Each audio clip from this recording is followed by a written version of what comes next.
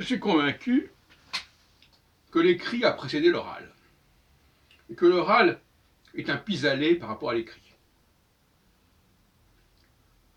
Les codes de prononciation ont été inventés pour permettre à des personnes qui ne voient pas, par exemple des non-voyants, ou des gens qui vivent dans les ténèbres, dans les cavernes, de communiquer, et surtout de prendre connaissance de ce qui est écrit par l'autorité, notamment. Le garde champêtre, par exemple, qui lisait les textes à la population qui n'était pas forcément capable de lire les textes elle-même. Autrement dit, l'écrit existe sans l'oral, alors que certaines personnes ont pu penser que l'écrit n'existait que par l'oral, et qui était une transcription de l'oral. Ce qui est une impression alimentée par la dictée. Parce que qu'est-ce que la dictée, sinon la capacité de passer de l'écrit à l'oral. C'est-à-dire d'aboutir à l'oral.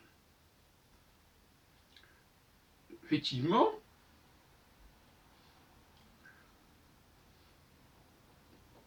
le passage de l'écrit à l'oral est essentiel. D'où l'importance des codes de prononciation, qui sont souvent perdus. Alors pour les gens qui sont au niveau de l'écrit, les codes de prononciation n'ont pas d'importance.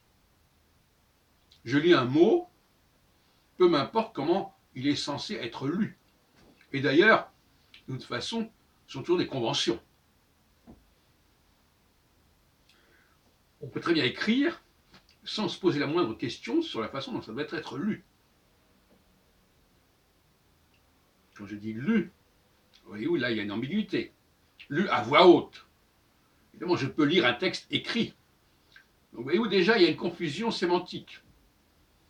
Lire un texte écrit, c'est une chose. Le lire à voix haute, c'en est une autre. Par exemple, si je dis à quelqu'un « savez-vous lire », qu'est-ce que ça veut dire? Est-ce que ça veut dire « savez-vous simplement lire l'écrit » ou « savez-vous prononcer l'écrit » ? C'est pas du tout la même chose. Tous mes travaux sur les codes de prononciation, sur les erreurs dans les codes, sur le fait que les gens ne respectent pas les codes de prononciation prévus, et donc ne tiennent pas compte de l'écrit, en fin de compte, quelque part. C'est évident.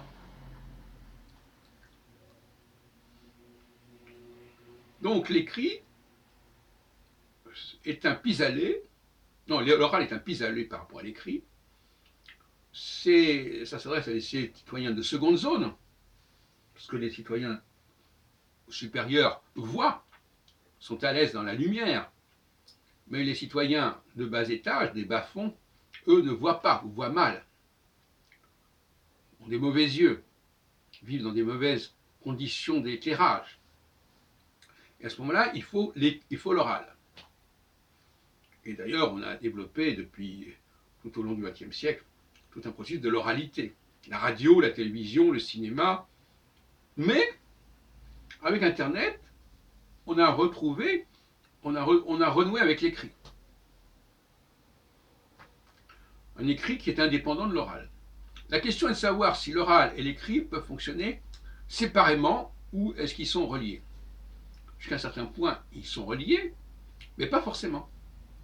On peut très bien parler sans se soucier de la façon dont c'est écrit, et on peut très bien écrire, et même lire les textes écrits, sans se soucier de la façon dont c'est prononcé. C'est pour ça que la linguistique du début du XXe siècle, qui s'est trop orientée vers la phonologie, vers le phonème, à mon avis, a fait fausse route et même a commis un contresens. Mais ce contresens, il est fondé sur le fait qu'il y a une division des classes sociales. Et que ce qui est vrai pour les gens d'en haut de la classe sociale n'est pas vrai pour les gens qui sont en bas. Et chaque fois qu'on omet de prendre en considération cette dualité sociale, on commet de graves erreurs.